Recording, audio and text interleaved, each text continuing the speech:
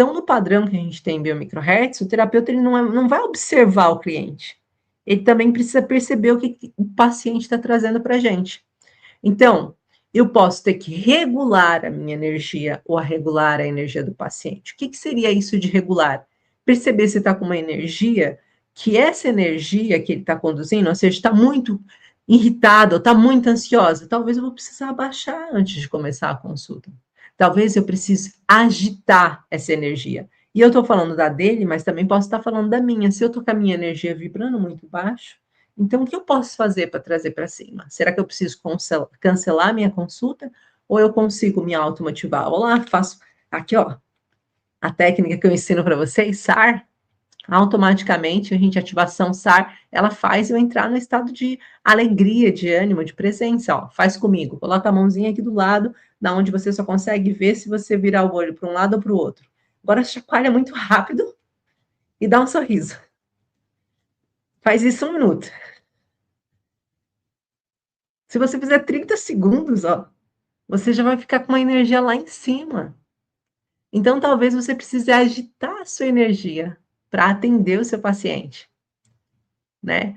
Às vezes, você vai poder até invadir, ou seja, o que é invadir? É fazer parte dessa energia em conjunto. Sabe quando você se emociona em conjunto, quando você entende em conjunto o que essa pessoa está passando? Você pode até ter que apressar essa escuta. E, às vezes, apressar essa consulta pode ser terrível. Então, a gente tem que ter atenção que todo o nosso campo ele pode interferir dessa forma. Invadindo, apressando. Ele pode acabar infantilizando o atendimento, colocando aquele problema como um problema pequenininho. Nossa, sério? Mas isso não é um problema, né? Daí você faz assim, mas isso não é um problema. Automaticamente, isso vai fazer com que o paciente se sinta mal. Você pode salvar também esse paciente e pode organizar esse paciente. Então, eu falei aqui de coisas que nós podemos fazer de uma forma em que às vezes a gente nem percebe, mas a gente consegue ajudar o paciente e também prejudicar o paciente se a gente não estiver atento a esses pontos, tá? Então, quando um terapeuta ele se torna uma pessoa que ele está ansioso para gerar resultados, você sabia que isso também reflete na consulta? Ele acaba interrompendo processos importantes. Ele corta o silêncio. Por exemplo, o paciente está ali processando no tempo dele, daí você vai e já entra aí, seria o invadir. Às vezes você chega e explica para um paciente aquilo que ele não está vendo num momento em que é cedo demais para ele. E isso não vai ser bom. Ele ainda não conseguiu ter maturidade emocional para lidar com aquilo ali como um problema. Às vezes você está interpretando cedo demais o que ele está dizendo. E aí você fala, entendi, já passei por isso. Sim, sim, sim, tem razão, muito difícil, né? O paciente não terminou de falar. Às vezes você tenta melhorar o paciente antes mesmo de compreender. Aí você está lá no processo, não, eu quero ajudar, eu preciso ajudar, eu tenho que fazer. Mas seu paciente ainda não está pronto para a próxima fase. Você não pode desrespeitar isso. Você precisa respeitar. Às vezes você oferece um recurso antes de escutar o que realmente o corpo dele, a alma dele, precisa. Então, por exemplo, eu lembro de um paciente que eu tive, que ele entrou em silêncio na consulta, abatido, com pouca energia. E aí, olha só, se eu fizesse com que ele ficasse desconfortável com esse vazio, ou se eu ficasse desconfortável com esse vazio, isso seria prejudicial. Então, o que eu posso fazer? No meu caso, eu estimulei esse paciente a ficar melhor. E a única coisa simples que eu fiz foi a mudança do meu tônus muscular. Então, ao invés de estar aqui, ó, com o meu paciente, no olhar de compreensão, sim, entendo. Eu coloquei uma energia no meu corpo para poder gerar energia para o corpo dele também. Então, quando a gente ajuda o nosso paciente a mudar o padrão, a gente consegue perceber a alteração dessa frequência. Então, tudo isso é uma forma de cuidado, tá?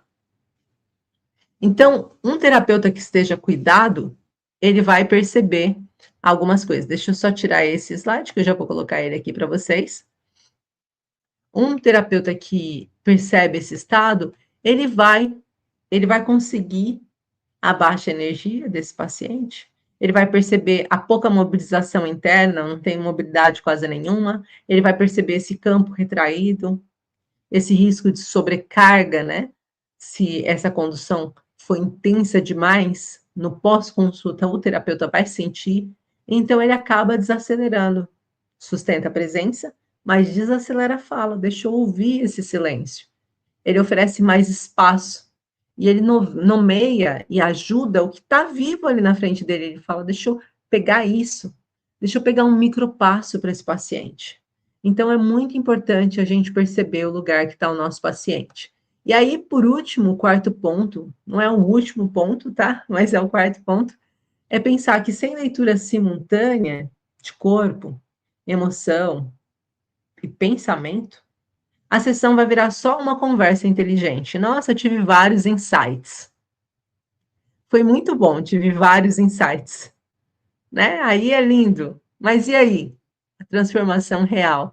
Então, dentro da Biomicrohertz, a gente cuida dessa leitura Biomicrohertz de escuta por camadas. Qual é a narrativa que esse paciente está trazendo? Qual é a emoção que ficou presente durante, no meio e no final da consulta? Qual é o estado corporal? Ele entrou assim, como ele saiu? Qual a qualidade que ele está de energia? Ele está mais sugado? Está mais vivo?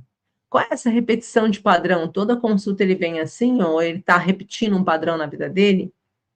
E o que ele está fazendo de evolução? Você tem que ter isso claro. Inclusive, dentro do mini-mapa que eu vou fazer hoje aqui para vocês poderem fazer um atendimento com resultados reais significativos, eu estou partilhando com vocês uma das coisas que eu uso com os terapeutas biomicrohertz. A gente entender o paciente num atendimento trifásico.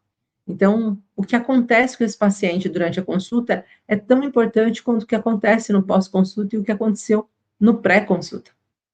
Eu preciso olhar isso com carinho, tá? Então, eu quero que vocês olhem esse. Deixa eu ver aqui se eu coloco esse quadro aqui para vocês entenderem, antes de começar uma sessão, falando desse atendimento trifásico, eu vou me perguntar algumas dessas frases antes de começar a atender. Será que eu estou presente ou será que eu estou dispersa hoje? Será que eu estou precisando provar algo que eu vou acabar colocando no meu próprio paciente? Será que eu estou regulada para sustentar esse campo? Será que eu estou com pressa de resolver esse caso específico? Será que eu estou querendo mudar algo? É mudar, tá, gente? Será que eu consigo ouvir sem invadir a história desse paciente? Isso são algumas perguntas que eu quero que vocês façam para vocês conseguirem gerar resultados não só na vida do paciente, mas no de vocês também.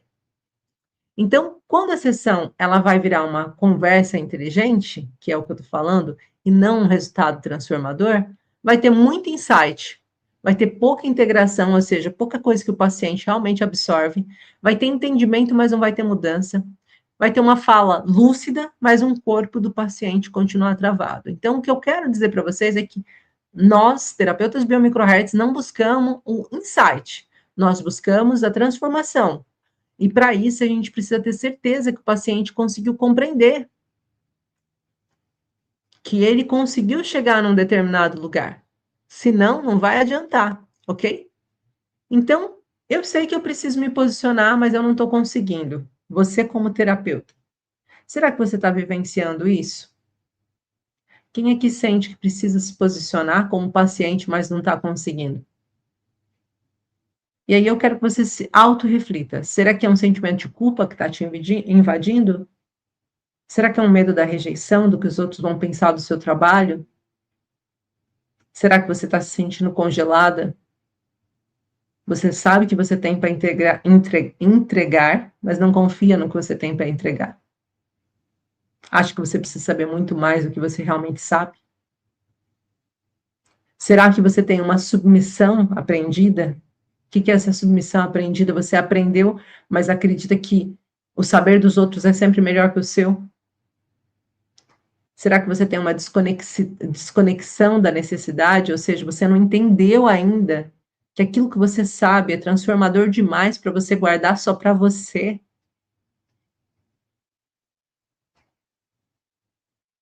Isso é a mesma coisa que você pode fazer com o seu paciente,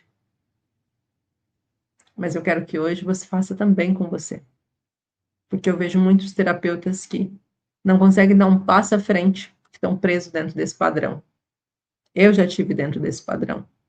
E eu não quero permitir que você esteja no mesmo padrão que eu já estive e que eu poderia ter transformado mais vidas se eu não tivesse ficado tanto tempo. Então, hoje eu quero que você se reflita sobre isso, por favor, que vocês possam fazer essas perguntas para vocês.